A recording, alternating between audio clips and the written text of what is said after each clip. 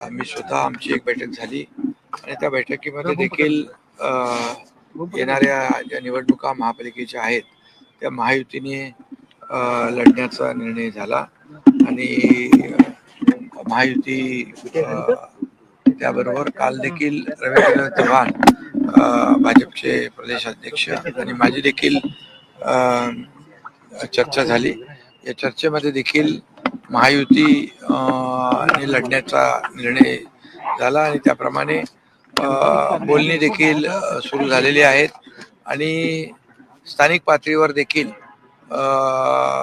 स्थानिक ज्या कमिट्या आहेत आमच्या पदाधिकाऱ्यांच्या त्या एकमेकांच्या बरोबर चर्चा करतील आणि जिथं कुठं अडचण येईल त्या ठिकाणी वरिष्ठ त्याच्यामध्ये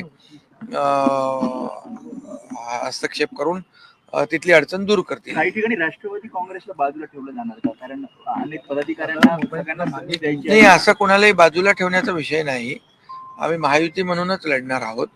त्यामुळे ही आता चर्चा सुरू झालेली आहे स्थानिक पातळीवर देखील आणि आमच्या वरिष्ठ पातळीवर देखील. त्यामुळे महायुतीच निवडणूक मजबूतीने लढेल आणि आपल्याला माहित आहे की गेल्या 2.5 वर्षाचा मुख्यमंत्री पदाचा माझा काळ आणि आता आमची सेकंड इनिंग देवेंद्रजींची यामध्ये 3.5 वर्षाच्या कारकिर्दीमध्ये या महाराष्ट्रामध्ये जे विकासाचे प्रकल्प लोकाभिमुख कल्याणकारी योजना हे लोकांच्या समोर आहे, महाराष्ट्राच्या जनतेच्या समोर आहे आणि त्यामुळे आम्ही कामाच्या जोरावर विकासाच्या अजेंड्यावर, विकास हा आमचा अजेंडा आहे आणि म्हणून याच विकासाच्या अजेंड्यावर आम्ही ह्या निवडणुका लढणार आहोत आणि महाराष्ट्रातली जनता सुज्ञ आहे, काम करणारे लोक आहेत, त्यांच्या निर्णय घेणारे लोक आहेत, त्यांच्या मागे उभे राहतील आणि महायुती सरकारने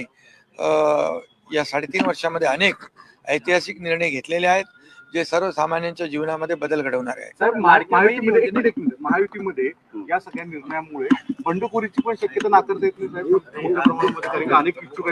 जेव्हा महायुती असते त्यावेळेस साहजिक आहे इच्छुक अनेक असतात, परंतु ज्याला तिकीट मिळालं नाही त्याला जे काही इतर व्यवस्था जी आहे, कमिट्या आहेत, जिल्हा कमिट्या, तालुका कमिट्या, राज्यस्तरीय कमिट्या, या सगळ्या ज्या कमिट्या आहेत महापालिकाच्या स्थानिक पातळीवरच्या कमिट्या, त्यामुळे ज्याला तिकीट मिळणार नाही त्याला तिथं सामावून घेतलं जाते. ही पद्धतच आहे, प्रक्रिया आहे.